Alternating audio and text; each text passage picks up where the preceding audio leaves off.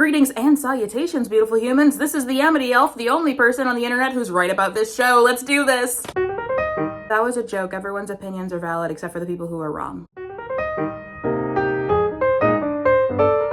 Get in the water. I'll make tidal waves so profound, both your wife and your son will drown. Get in the water!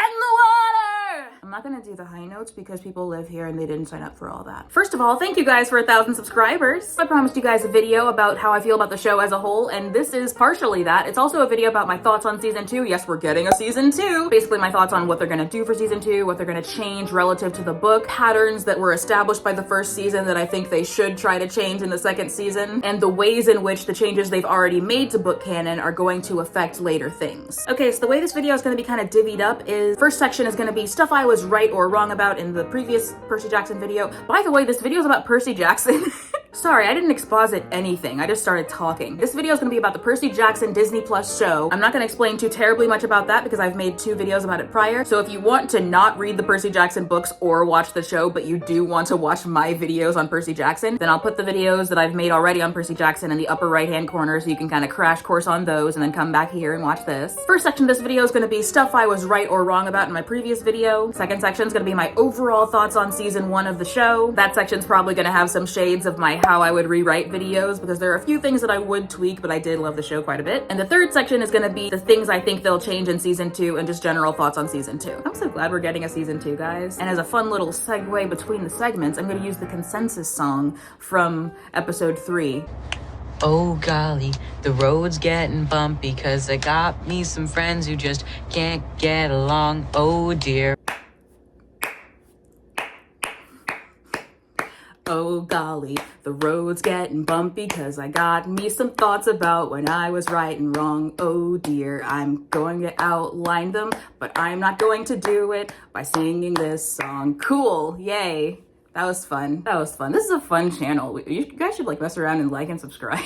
Okay, so one item that I was right about in my previous video, Lin-Manuel Miranda. I was so glad I snuck in that little like, hey, I don't know why people make fun of Lin-Manuel Miranda so much. I don't know what he did. I'm glad I casually said that in the previous video because then when the casino episode happened and people started posting, actually, Lin-Manuel Miranda was pretty good as Hermes, I was ahead of that wave. Yeah, you're not gonna catch me riding a bandwagon. I drive the bandwagon. Is that better? That's pretty much it for that item. I just felt a little proud of myself. Haha, I stood up when it wasn't popular. Which of course means that now I'm gonna find out, oh, people don't like Lin-Manuel Miranda because he did this particular thing that's actually really bad. Listen, I don't have a Twitter and I'm not accountable for what other people do. And even if he did do something horrible, I'm still right about not making fun of his appearance because that's not anything. One thing I was wrong about, and I was wrong in 2 ways with this one, which is very interesting. And I forgot to mention this, but yeah, this video is gonna have spoilers for the Percy Jackson books and show. In my previous video, when I was talking about how Percabeth was progressing, I made a mention of like, I think when the last episode's twist happens, it's gonna introduce some road bumps into the Percabeth situation. I think that it's gonna pay off when we have to deal with the thing that's gonna be revealed in the last episode of this season. What I was basically trying to allude to there was the fact that Annabeth loves Luke, and Luke tries to kill Percy at that point in the book and reveals to Percy that he's the traitor, and Annabeth throughout the first series has difficulty coming to terms with that, and that is kind of a point of contention between them in the books. The first way in which I was wrong was that I was misremembering how the events went down in the book. So what I'm gonna do here is I'm gonna describe for you how things went down in the show and how things went down in the book, just objectively, and then I'm gonna kind of go into how I was wrong. So in the show, Percy gets back from the quest still not knowing that Luke is a lightning thief, and Luke and Annabeth formulate this plan to reveal that Clarice is a lightning thief because that's what they believe at this point. The nature of this plan is that Annabeth's gonna be by herself following Clarice, or keeping an eye on Clarice, and Percy and Luke are gonna be off together somewhere else in some, secondary location, while everyone else in camp is having a big loud celebration. Percy and Luke are kind of talking, and over the course of the conversation they're having, Percy finds out that Luke is the one who stole the Master Bolt, and Luke is like, sorry man, yeah, I did do that, and I did kind of make a plan where you were gonna fall into Tartarus to deliver the bolt to Kronos, that's my B, but you gotta understand, here's my motive, here's why you should actually be on my side. Actually, we should be bringing back Kronos and waging a war against the Greek gods. Percy's like, no, that's not right. They're both kind of crying, and it remains a largely verbal sparring match until Percy brings up Luke's dad, and then Luke is like, oh, you brought up my dad, that's my berserk button, now I gotta fight you physically. And they have a sword fight. At first it's a pretty chill sword fight, but then it becomes a no-chill sword fight, and Luke is probably gonna kill Percy, or at least seems like he's gonna kill Percy. But then dagger flies, and it turns out Annabeth's been here the whole time, invisible, watching. I've been here the whole time. She's like, I heard everything. And Luke is like, Annabeth? And they look so vulnerable, and that part is so good. That scene is so good. Everyone looks so sad and unhappy, and I love that. So sad and unhappy. Wow, what two different things. So yeah, that plays out. As soon as Annabeth shows up, Luke is like, oh, I don't want to fight you guys anymore. So he jumps through a portal, and he's gone. Of course, the implication there is that he doesn't want to hurt Annabeth, but people who weren't paying that much attention earlier to the fact that Annabeth is like a sister to him, people who, you know, haven't read the books, or people who only watched the first few episodes one time and don't have that, you know, locked in their brains, they only perceive it as Annabeth's a physical threat, so he doesn't want to fight her. Or Percy and Annabeth are outnumbering Luke now, so he doesn't want to fight them. That's okay, it's fine. That's how the scene plays out in the movies. In the book, what happens is Percy is just kind of walking around and he comes across Luke training. He notices Luke has a different sword than usual, and Luke casually mentions, oh yeah, this sword? Yeah, it has two kinds of metal. One that's only for monsters and other immortal things, and one that also harms mortals. Think nothing of that. Anyway, want to go alone with me into the woods for no reason? And Percy's like, I don't know. And Luke is like, don't worry, I have Coca-Cola. And Percy's like, I'm in. So they go to the woods. They're just talking. Luke is being kind of ominous the whole time, and Percy is not getting good vibes, but they're friends, so he kind of just ignores that. After Luke has done a few weird things, like he litters, and one of the rules of camp is, oh, you don't litter because there's actual nymphs and dryads here who will attack you if you litter. But he litters, he doesn't even care, and he keeps like saying cryptic stuff, and finally Percy's like, hey, you're acting like you're gonna leave or something. Luke is like, I am gonna leave. Also, and he snaps his fingers and a scorpion comes out of the ground just like under Percy. And Luke is like, by the way, this scorpion will kill you. Let's talk about how I'm evil. And then he just kind of talks about how he's evil for a while. Percy is like, hey, how about we fight one-on-one instead of you killing me by scorpion? And Luke is like, no.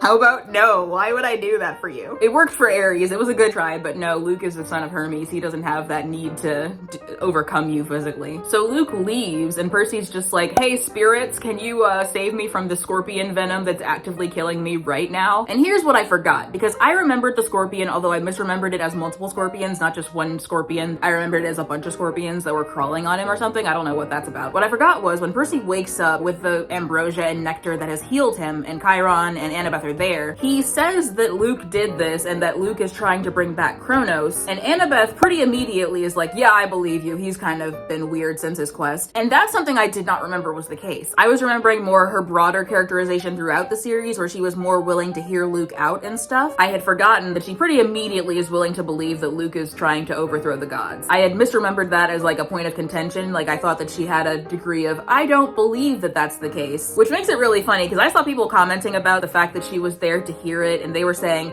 that ruins her whole arc for later. And no, it doesn't. It doesn't ruin it, because in the first book she already believed him. It's not that she didn't believe that Luke did it, it's just that she knows that Luke did it, but believed that there was still good in him and something worth salvaging because he's her brother. And also I guess because she had a crush on him in the books, but that's not important. The show fully like abolished that. One second, I gotta take some beef stroganoff out of the fridge. So the TLDR is, when I was saying that the twist at the end of the first season was going to maybe put a rift between Percy and Annabeth, what I was thinking was that Annabeth was way more in denial about Luke than she actually ended up being when I reread that section of the book. And also I think a lot of people are under that misconception. We're way more on track than I thought we were. Annabeth knowing for a fact that Luke did it because she saw him, versus Annabeth just believing Percy right away, almost impacts nothing in the scheme of things, because she's still going to care about Luke because she still has that history with him. Between sips of nectar, I told them the story. The room was quiet for a long time. I can't believe that Luke... Annabeth's voice faltered. Her expression turned angry and sad. Yes, I can believe it. May the gods curse him. He was never the same after his quest. So yeah, pretty open and shut. She believed right away. It was like mid-sentence she believed it. The Amity Elf, is that the movie version of the book cover? Yes, it is. It's not because I didn't read the books until the movie came out. I had read the books long before the first movie came out. I actually obtained them from the local library. Yeah, that's right. I patronized my local library to read my Percy Jackson series. So I guess you feel pretty bad now for making fun of my movie Disney book cover. I guess you feel pretty bad. I guess you want to cry. I guess you're gonna cry in front of me. The Amity Elf, who's this pejorative voice you conjure up to argue with during your videos? The people who actually watch your videos are overwhelmingly supportive. Well, guess what? I'm an adult. I'm not beholden to reality. This isn't even a hairpiece. It's a necklace. You don't know what I'll do next. Oh golly, the road's getting bumpy cause I got me some thoughts about all of season 1. Oh dear, just a few little critiques, but the overall vibe is that I had a lot of fun. Okay.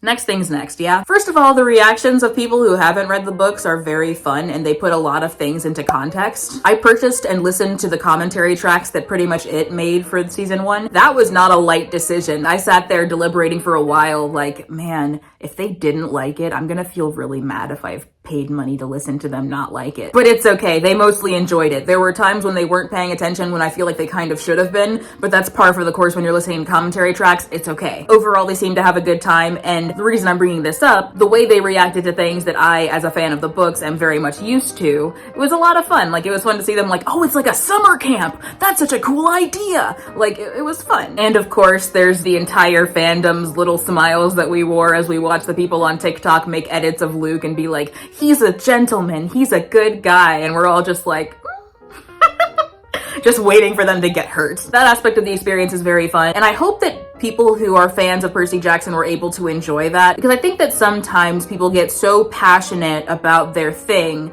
that they become kind of curmudgeons. Nope, I don't want to say curmudgeon. I said curmudgeon a couple days ago, and it's not a word you should use too often, because then it seems like you just learned it. You get kind of cantankerous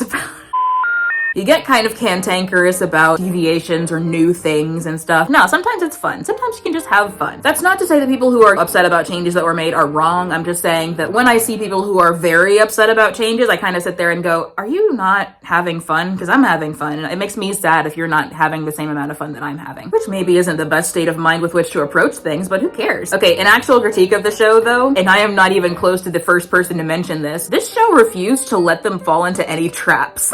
It's actually quite amazing how dedicated the show was to never letting these characters walk into a trap unknowingly. And I had varying feelings about this throughout. With Medusa, I was fine because I enjoyed their approach to Medusa, and I enjoyed the idea that Sally told Percy about Medusa and contextualized her as not necessarily a monster, she was a victim of circumstance.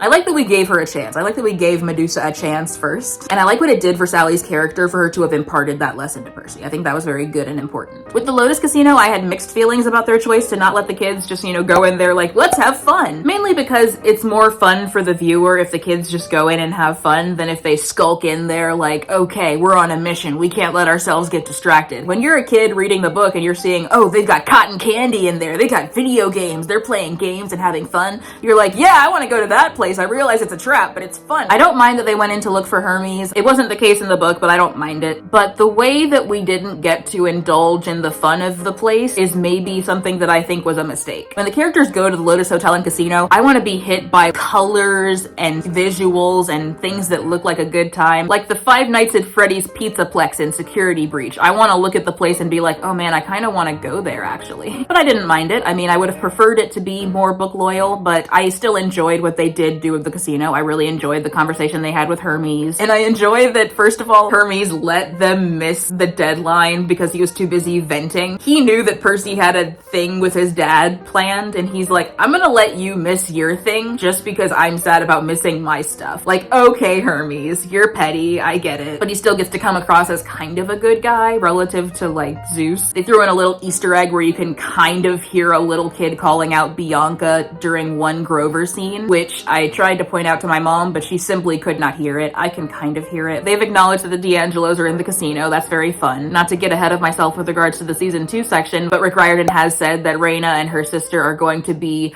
at Cersei's place in the same way that Nico was at the casino. Like, there's gonna be probably like a little Easter egg of like, oh, we heard Raina calling out Hilla from across the room. Or maybe Cersei will be like, Raina, come over here, but we never see Raina because of course they're not gonna cast that character so far in advance. So yeah, I like the changes to the Medusa section. I was lukewarm on the changes to the Lotus Hotel and Casino section. The Procrustes section I was actually upset with. I did not like it at all. I kind of would have preferred they cut it than do that to it. First of all, I don't like that they walked into it knowing it's a trap, because they definitely could have gotten away with Percy not having heard of Procrustes. Second of all, the idea that Percy walked in there with a full lucid understanding that Procrustes kills people who sleep in the beds or lay in the beds makes it absurd that any degree of temptation could even almost occur. It's wild that Procrustes was like, don't you want to sleep in the bed? What are you talking about? We just had this. No, obviously not, my guy. You're gonna have to kill me the normal way. Sorry. But more to the point, and more the reason I didn't like the way they handled this section was because it robbed Percy of a cool moment. I think one thing that I've kind of conveyed thus far is that I'm not married to that many scenes in the Percy Jackson series. I'm more married to the overall premise, the vibes, the themes, the characters. The scenes themselves, most of them I can stand to see them changed or done without. Obviously there are scenes that I love, but like most of them, as long as it feels like the themes and characters of the book are being gotten across, I'm not that stressed. But the Procrustes scene is one that I did like. In the book, in that scene, Percy tricked Procrustes into getting into one of his own beds, and that trapped him, and that was cool. I like it when Percy tricks the villains. He's a wily hero. We love a wily hero. But the way the show approaches it is Percy just has a kind of passionless conversation with Procrustes, and then Annabeth Invisible pushes Procrustes onto a bed, and it's like, that was nothing. No offense to the actors did great with what they had, but that scenario was nothing. It's kind of something that, oh, Procrustes is also a son of Poseidon, so that's a point of connection. It didn't feel like we really did anything with it. Procrustes just said a few ominous things, and then Annabeth pushed him onto a bed, and like no one was really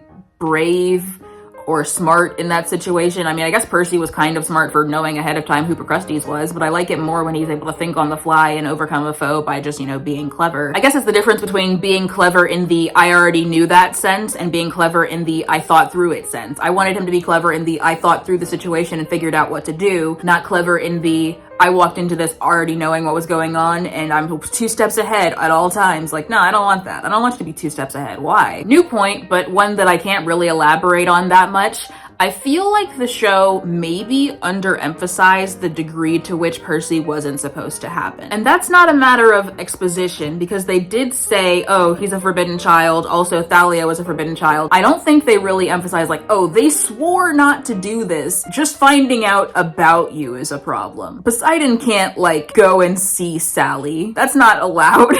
When the show had Poseidon go and see Sally, first of all, yeah, it's quite romantic that they still see each other and still care about each other. That's great. But the way that he shows up, and it's implied, oh, he can't talk to Percy because Zeus would be mad, or he can't talk to Percy because if Percy knew about him, then monsters would eat him, or something like that. The books had it more the case where he can't acknowledge Percy because Zeus can't know about Percy. It's not just that he's not allowed to claim this kid or acknowledge this kid. He wasn't supposed to have this kid. This kid is a secret. Going to see Sally is still kind of tipping your hand a little more than I think the book would have condoned. But that's more vibes than anything. I don't think anything in book canon necessarily stands against the idea that he could do this. Another thing that I think is more of a vibe change than an actual textual change is that any use of Percy's water powers read more as intervention from Poseidon than powers that Percy himself was able to exhibit. Percy isn't just accessing the power of Poseidon. Percy is a powerful demigod. Many times in this series and the next series, Percy is specifically called a powerful demigod. Demigods themselves have innate powers that gods are scared of and titans are scared of. It takes a demigod and a god to defeat a giant or whatever that deal was. I'm not entirely sure that innate power was gotten across in the show. And this is early on, so he hasn't done that much stuff yet, but a lot of times when ocean powers or water powers happened, it read as Poseidon going, don't mess with my kid.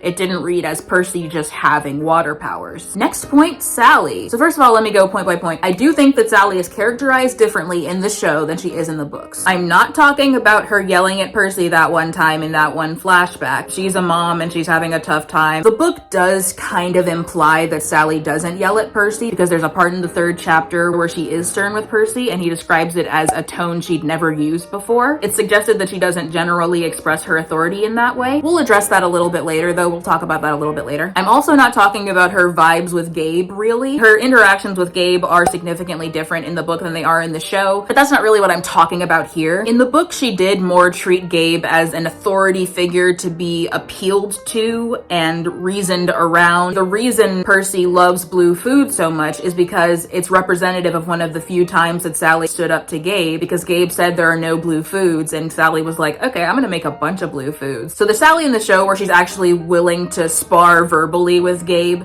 that's different, and I'm fine with that. They're just different characterizations, and I'm fine with both. And also, this isn't gonna be so much a critique as an exploration of a feeling, but her vibes toward Grover were the things that kind of didn't feel of Sally for me. So in the first episode of the show, Grover shows up to the little lake house where she and Percy are talking, and she's trying to convince Percy that he's a demigod and explain everything. Grover shows up like, hey, actually, you're not gonna get to have the whole night like we thought you would because danger's coming right now, so you gotta leave. Sally is kind of snarky and curt with Grover. She's very vocally not happy that he's here. When I first saw it, I was kind of like, I don't like the way she's talking to him. I don't feel that she's in the wrong morally. I just don't feel good seeing her talk to him like that. And I was glad that I listened to pretty much its commentary for this moment because they hadn't read the books, and they specifically commented that they perceived Sally as speaking to Grover like he was an adult. And that's also the feeling that I had. And of course he is. The character of Grover is 24 in human years. He's still a child in satyr years, but it felt to me, and I guess also it felt to pretty much it,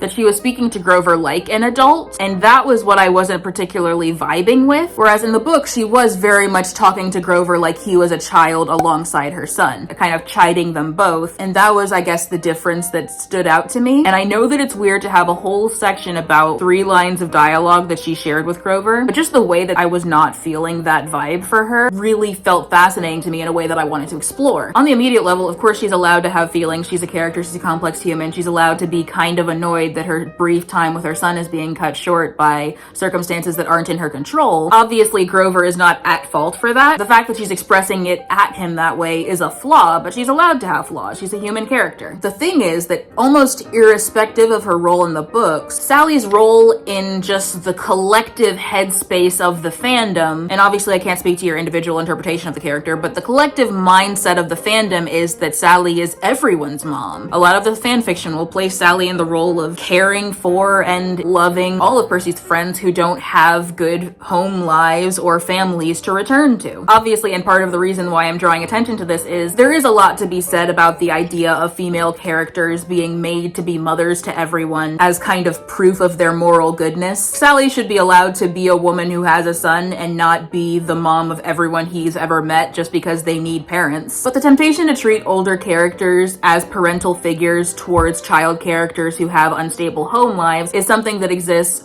across a lot of characters in a lot of fandoms, and not necessarily just female characters. We don't want to always have to flatten female characters into selfless mother archetypes and characterize them solely by their nurturing and their goodness and never give them an opportunity to express anything outside of that. But the temptation is going to be very strong when the character is characterized as selfless in the books and is a mother, and the series is populated almost exclusively by children with unstable home lives. The fact that it is a children's book series and a lot of people read it when they were children, and maybe a lot of the readers took comfort in the idea of Sally taking their comfort characters under her wing, it makes sense is what I'm saying. I think that both sentiments need space. I think both ideas need space to breathe. On the other side of it, a lot of people are currently getting comfort from the idea of Sally as someone who maybe reminds them of their actual mom in that she now has flaws and stuff, and that's really cool too. Or, whoa, now that I think about it, a lot of people who read Percy Jackson as kids might actually be parents now and feel comforted in the idea of a flawed Sally in that way. So essentially, I'm not saying the changes are bad at all. I do feel like Sally was the biggest character change, except I guess maybe Hades. Oh wait, there's another one. Okay, so let's talk about Charon. You know, Charon, the boatman. We stood in the shadows of Valencia Boulevard, looking up at gold letters etched in black marble. DOA Recording Studios. It was almost midnight, but the lobby was brightly lit and full of people. The furniture was black leather, and every seat was taken. The security guard's desk was a raised podium, so we had to look up at him. He was tall and elegant, with chocolate-colored skin and— oh no, they whitewashed Charon! He was tall and elegant, with chocolate-colored skin and bleached blonde hair. What? He wore tortoise-shell shades and a silk Italian suit that matched his hair. A black rose was pinned to his lapel under a silver name tag. And of course the obligatory line, "How did you die then?" I nudged Grover. "Oh, drowned in the bathtub." "All 3 of you?" Charon asked. We nodded. "Big bathtub." Charon looked mildly impressed. So as you can see, in the book, Charon is characterized as this receptionist. He's standing at the desk. He's got, He's black and blonde and with a buzz cut. He has like a rose on his lapel. People waiting to go to the underworld are in a literal waiting room with waiting room stuff. The show just kind of took the usual underworld aesthetic. There's rocky cliffs. There's a crowd of people waiting to make their way to the underworld. It's foggy and Charon's in a cloak, and like they did that. And a lot of people didn't like it. When I saw it, I wasn't mad, but I was like, oh, they changed it, like the movie did. Only the musical kind of went that route, making Charon kind of comedic and using the little DOA joke. I saw some people saying like, oh, this isn't just some small change. This is a huge tonal shift. It's symptomatic of how this show is so dark and gritty relative to the books, which are so comedic and fun. And I don't agree with that. I do think that it's tonally different than it was in the books. I don't think that it's a microcosm of the show refusing to indulge the silliness of the books. The show had Auntie M Garden Emporium. Even though I don't like the handling of the Procrustes scene, the show did have Procrustes selling mattresses at a crusty old mattress shop. The show shied away from specifically doing it with the underworld. And I think it was a mistake. I think that they should have played with it a little more. There's different writers for different episodes, and maybe those writers just weren't as comfortable with it as the other writers. But more to the point, I think that that episode was more focused on satisfying the drama of the situation they were in, and I can see why they might have wanted to do that. I can see why they might have thought,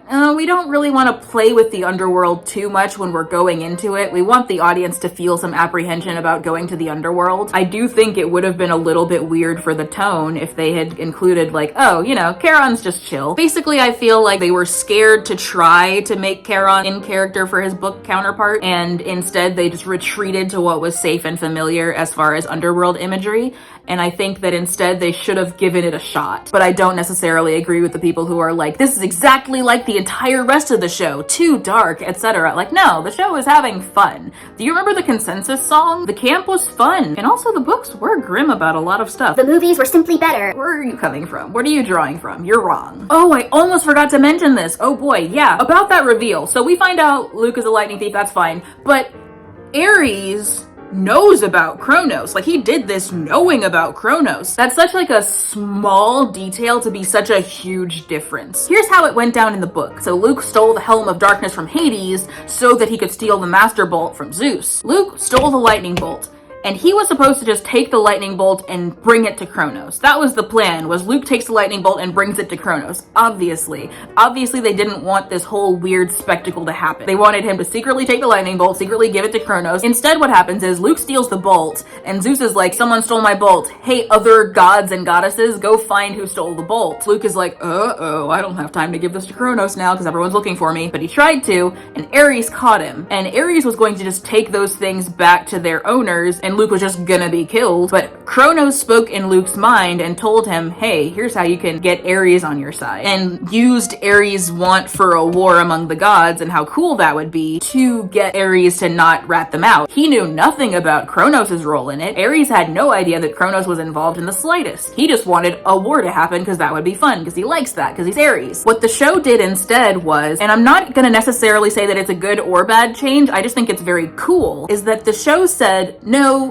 Ares knew that he was doing this for Kronos. What this introduces is a sentiment that Percy kind of expresses directly to Zeus when he's at Olympus, which is the moment there's a bigger player on the stage, at least some of these gods are going to turn against you because you have not earned any loyalty. You've only earned fear. They're serving you because you're powerful. So as soon as Kronos shows up, the other gods are on Kronos' side. To use that small change of like, no, Ares knew that he was working for Kronos, to use that and go, hey, Ares was working for Kronos on purpose. Ares was working for Kronos. Ares was on Kronos' side. Is Zeus gonna just let him get away with that? The way they characterize Zeus in the end is also different from the book, because in the book, Zeus is not willing to talk about Kronos at all. In the show, Zeus kind of takes the mention of Kronos as like, okay, sometimes Titans try to come back, sometimes we have to kill them again, it's fine, it's whatever. And it seems like he's putting that on a little bit. He doesn't not care that Kronos is trying to come back, but he's Zeus, and he can't express vulnerability in front of this half-blood. But he's not as close to the matter as he was in the book. Boy, I said earlier that I wasn't saying that it was a positive or negative change, and I'm still not. I'm not saying that it's a good change or a bad change, I'm saying that I enjoy it a lot. It's very much giving the same feeling as Lemony Snicket or Daniel Handler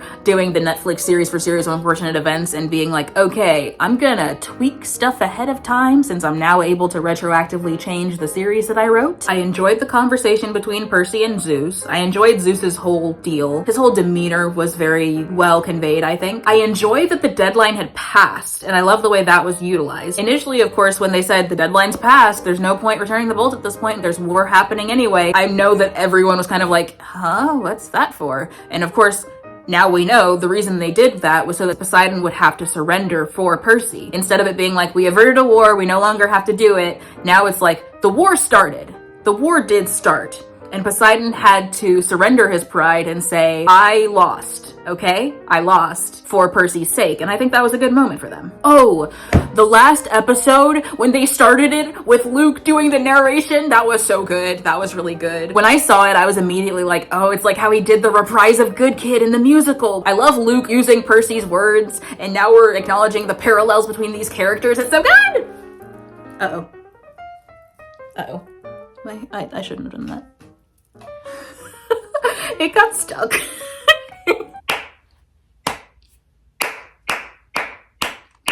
Oh golly, the road's getting bumpy cause I got me some thoughts about season 2. Oh dear, now my cat's getting jumpy. Just some thoughts and suggestions and then we'll be through. Okay. Here's how, I don't need this uncapped yet. Okay, so here's how we're gonna do this. We have categories. This is a bubble map, and I might regret that framing device, but we're gonna see. This is gonna be a combination of what I want and what I think is gonna happen. It'll make sense when I go through it. Categories are running gags, relationships, cascading changes, tone, flashbacks. If I thought about it a little longer, I would have instead called it framing devices. Our first item to add to the bubble map. Under cascading changes, Ares thing. Remember how excited I got about that change where Ares knows that he was serving Kronos and like now it's him explicitly being a turncoat to Zeus? That could cause some cascading changes. They could probably get away with just not acknowledging it. They could pull that off if they wanted to. What I think they should instead do though is feed that into Clarice's quest. There's a lot that can be mined from that. This idea that her dad did a thing and she has to make up for it in the eyes of everyone.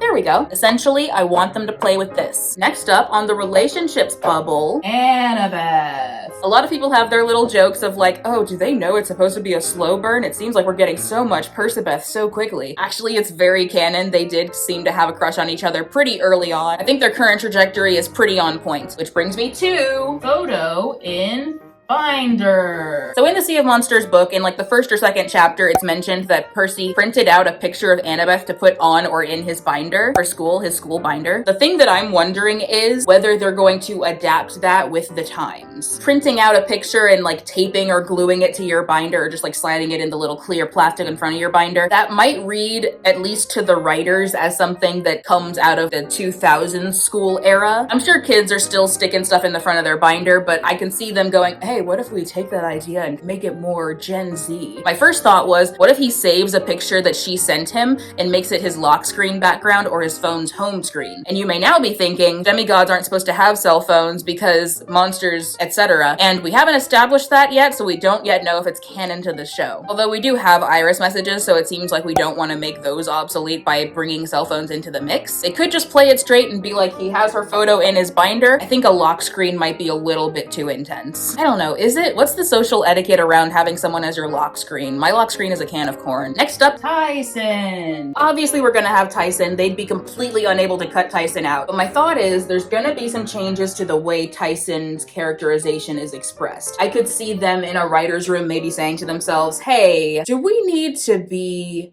kind of careful ableism wise? The canon things that we know about Tyson's character are that he's homeless, that he is described as ugly, he's highly emotional, and he talks like he's much younger than he is. The movie chickened out of most of that. I don't know what their approach is going to be. I'm just saying that I could see a writer's room sitting there like, okay, he can be homeless, obviously. It's cool to have unhoused representation in kids' media, I'm sure. The way his dialogue is written, again, it's representation of the way someone might speak, but there are characters in the book who call him the R slur. I'm sure they're not gonna have that happen in the show. Just in general, I'm gonna add a little bubble for Tyson, just kind of ableism, question mark, and that is red because I'm connecting it to tone. I think the tone around Tyson is going to be kind of different. But more in the realm of Tyson as it pertains to Percy's relationships, I wonder if they're going to sanitize Percy's reaction to Tyson. In the book, Percy, he's Tyson's friend, he defends Tyson from bullies, but also when it's revealed that Tyson is his half-brother through Poseidon, he is kind of embarrassed by him. Now, I do think it would be more fun if he weren't embarrassed by Tyson, but I can also see the argument of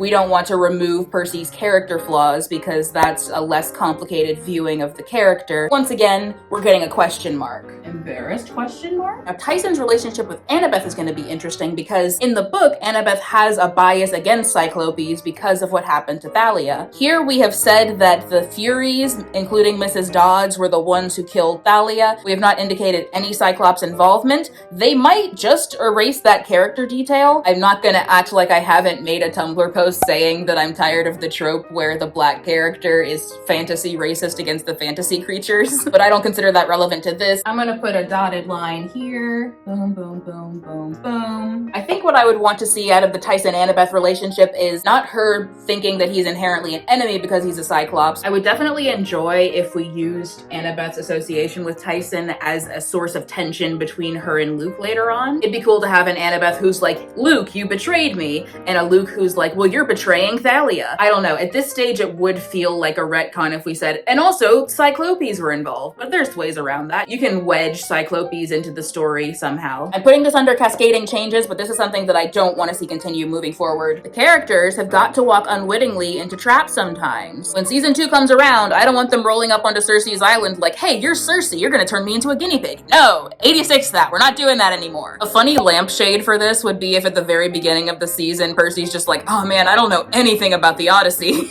Oh no, my mom never told me a single Odyssey fact. I guess we're going into this with no information. I kind of should have put that one over here, but it's okay. Speaking of Cersei, a line from Traps and a line from Tone, and we're putting Cersei right in the middle of it. You want to know why? Because I think we need to hit Cersei with a serious beam. So we already have Heroes of Olympus with Rhaena as our example of a character being like, hey, I don't like what you did to Cersei's island. What I think would be kind of cool would be if we really leaned into some moral gray there. Like we almost did with Medusa. The idea with Medusa was she's not necessarily a monster, but then she chooses to act against us in an unnecessarily violent way, so we had to respond accordingly. So here's what I want for the Cersei section. First of all, I want them to walk unwittingly into Cersei's grasp. Percy gets turned into a guinea pig. Annabeth gets her makeover because a lot of fans want to see that Annabeth makeover and that Percy guinea pig. I have seen a lot of fan art for it and it's all gorgeous. I want Cersei to have a maternal vibe towards the girls in her care, and I don't want that for no reason. I want that to aggravate Annabeth's mom issues. We created some mother issues for her last season, and I want to just absolutely take that to the bank. So with Cersei, we're going full parent-aged adult approval, and Annabeth is putty in her hands, and then they have to just destroy everything Cersei has, and that's gonna hurt. I want to play with that drama.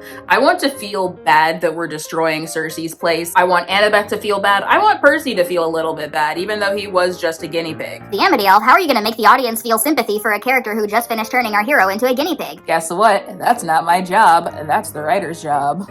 But in all seriousness, I think they can pull it off. Just have the guinea pigs be really well cared for. Honestly, as long as the guinea pigs aren't suffering and they're also pampered, I think it would work pretty well. If we give Cersei a weird kind of, actually our boys are better off as guinea pigs, then I think that a lot of people would be pretty happy with her as a character. There's a lot of pool to swim in here, and I'm giving them the whole deep end. I'm just saying we could play with Annabeth's feelings, and I would like that a lot. You want to know why I would like that a lot? Because this season, I want the flashbacks to be Annabeth flashbacks. This one I did not come up with myself. This one I saw on a Tumblr post, which I will show on screen now. I love the idea of bringing back the framing device of having flashbacks of the character's childhood every episode, but instead of doing it with Percy, this season we do it with Annabeth. We're dealing with her feelings about Luke, we're introducing the audience to Thalia before she comes back, and we're digging into Annabeth's issues with her mom. Annabeth's angst. Circle it! As for running gags I want to see come back, consensus song. I'm also connecting that to the flashback thing because it'd be cool if maybe in a flashback we see that Grover's been doing this for a while, although that might be a bit of a retcon because I think that Annabeth reacted with a little bit of confusion when he did it that one time, but maybe he did it with Thalia and Luke. There we go. Now, what I mean when I say that I want the consensus song to come back is not that I want Grover to just earnestly do it again, because I feel like that would be out of character, and also because he's not going to be there, huh? He's going to be kind of... I'm thinking probably instead Percy would initiate it as a joke or kind of like a sarcastic callback or something like that. I mentioned this in my previous video, but I am curious how they're going to handle the ghost ship. I am still highly curious as to whether they can make it work for them being Confederate soldiers. The movie just did it. The movie didn't play with it at all, but I kind of want to do something with it. Let's branch that off the Ares thing, because it is Ares' power that provides the ghost ship, and that could be given a new context now that he's kind of in question by the other Olympians. Maybe he's providing the ghost ship as a last-ditch effort to maintain his pride and his standing. This would be dark, and I'm not saying they will or should do this, but it is possible that it could be like, this is the best ship available. It happens to be a Confederate ship, but this is the one you're gonna have to use, and like Clarice doesn't want to use a Confederate ship, but he's like, this is the best one that is available, and also you have to regain my honor, so you have to use it. I think that would be too dark though, the idea of like, she doesn't want to use a Confederate ship, but he made her. Like, I think that's too much. And I'm gonna connect this to tone.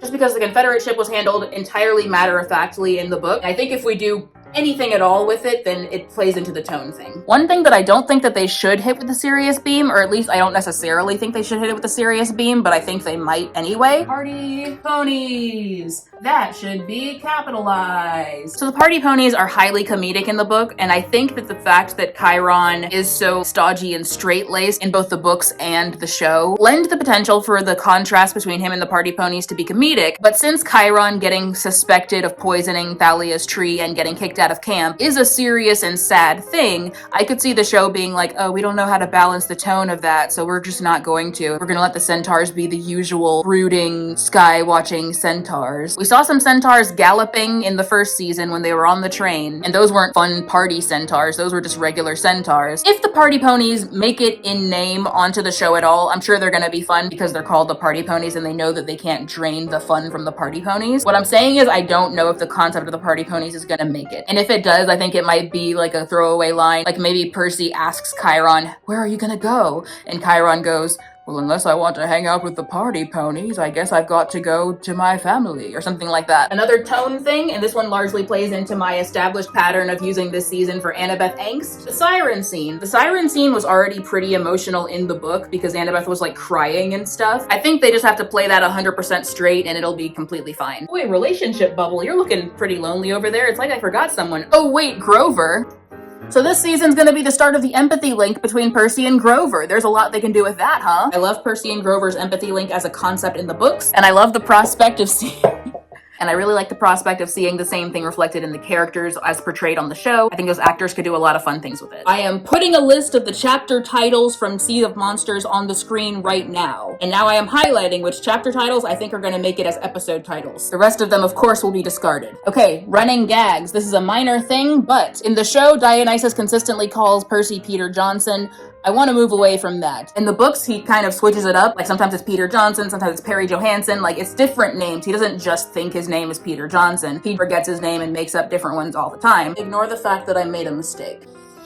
So I want the Dionysus Percy names to be different now. I want us to vary it up. I don't want to stick with the Peter Johnson thing. There are other P and J names, I promise. You know what I'm gonna do? I'm gonna connect the sirens to Annabeth's bubble, because that's a big thing for her relationship with Percy. The way that he has to like restrain her from the sirens, that's a cool moment for them. Okay, I just texted my Percy Jackson friend, you know the one. Here's something I didn't think of, more hand-to-hand combat scenes. I forgot, yeah, people didn't like the action scenes in season 1. I'm gonna take this off actually. A lot of people didn't like the action scenes in season 1. It seems like that needs to improve. I guess that would have to go under tone. Yeah, generally what I heard from people who had complaints about the show's action scenes was that the show's action scenes were too short. Specifically, my friend said hand-to-hand combat. Hopefully we get to see Clarice really cook. In fact, relationships, Clarice. I'm doing a calculation as to how hard it would be to connect his relationship with Clarice to the Ares thing. I really think his relationship with Clarice should be informed by the Ares thing. Anyway, I am gonna connect the action thing tentatively to Clarice because I feel like she can be a good provider of like hand-to-hand combat scenes. She could be a good reason to see more of that. That being said though, I'm gonna connect that to cascading changes somehow. Pray for me. I'm gonna make one that says cunning solutions and connect it here. Because we do want to see more hand-to-hand combat. We do love that. There's room to fit that in. They got a lot of stuff they have to fight. They're going to have to play dodgeball with the doggone Laestrygonian giants or whatever. But thinking back to that moment in Procruste's place where they replaced a scene of Percy outwitting a foe with Annabeth just physically overcoming a foe, I don't want to see any more of that. So while I do agree that the action scene situation needs to be addressed, what I don't want to see is it replacing the cunning solutions that characters would otherwise have to certain problems. I want them to trick their opponents in fun, silly ways. What else did she say? More equal distribution of character study and development. That's kind of what I was doing with the Annabeth stuff. We can do more Grover stuff. He's not going to be in it a bunch is the thing. He's going to be on the island for a lot of it. I think similar to Thalia, we're going to get Grover through flashbacks. And of course through the empathy link, like he's going to be in Percy's dreams and stuff. More color is an interesting point. I think Cersei's place would be a good chance for that. The Hydra could be a good chance for that. We could get some colorful scales or something. So yeah, showrunners, pretty straightforward. Just follow all of this and I think you'll be fine. They're already doing great as far as earning a lot of TikTok edits. Ooh, another thing that I would like to see become maybe a running gag. Sally's notebook. Yeah, remember that last scene in the last episode where Sally is like, hey, you had a dream about Kronos? Let me pull out my dream notebook I apparently have and write down what your dream was about Kronos. I want to see more of that. I want to see Sally like jot stuff down every now and then just to get a sense that she's doing her own little independent sleuthing and just like keeping track of things. It'd be a fun detail to keep around, I feel. I wonder if George and Martha are gonna make the cut. The snakes that are on Hermes Caduceus. That's not it. Caduceus. You know, George and Martha, the snakes on Hermes Caduceus. Caduceus. In the books, when we first meet Hermes, he's got the Caduceus with him, and George and Martha are on the Caduceus, and they're talking and being all comedic. I wonder if George and Martha will be brought in. We've already met Hermes now. In the books, we don't meet Hermes until Sea of Monsters, so we would have met Hermes in season 2. But now we've already met Hermes, so the thought is, are George and Martha gonna be there? Is he gonna have his Caduceus next time we see him? If she's so smart, explain the owl. She talks to it like all the time, this fat, nasty little feathered rodent. I have half a mind to add Hermes to the relationships bubble. In fact, that is worth doing. I'm gonna add a bubble. Relationships with the gods.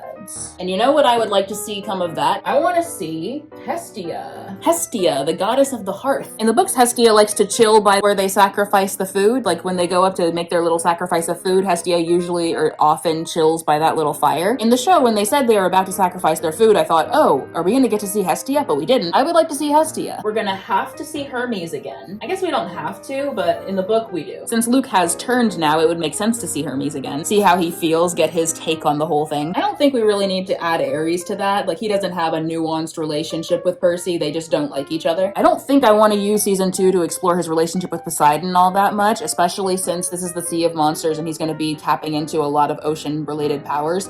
I want this to be our opportunity to explore the idea that Percy has innate power and is not just like using Poseidon's abilities. So we definitely want to see him having that nautical coordinates power where he just intuitively knows where he is in the sea. But I don't necessarily want to see him communing with Poseidon to achieve that. Or really, I feel like we did a lot for his relationship with Poseidon in season 1, and I'm cool with them keeping their distance in season 2 so we can explore other stuff. I just kind of want to spend time on other stuff right now. Anyway, I think Tyson and Polyphemus are kind of a window into his relationship with Poseidon in that they are his brothers. Both of them are his half-brothers. So I think that that can be our Poseidon in, and we don't have to actually deal with Poseidon himself. I'm not saying they're not going to, I'm just saying that I'm not particularly interested in seeing more of that in season 2. Future seasons, sure, but season 2 I don't necessarily want to see more of it. Speaking of future seasons, I'm coming back to this. The idea that Annabeth becomes our flashback POV character in this season opens the door for other characters to be our flashback POV characters in future seasons, and that could be really cool. What I'm saying is, I want Percy to always be the dream person. I don't ever want to see another demigod's dreams except Percy because he's the main character. Flashbacks, I do want to see from Annabeth in season 2, and I'm thinking Thalia in season 3. I'm gonna be pronouncing her name that way and other ways. Who knows? Who cares? Or maybe Bianca, but I feel like if we have Bianca's flashbacks in season 3, then there is an inherent flaw to such a framework. In season 4, maybe Nico becomes our flashback person.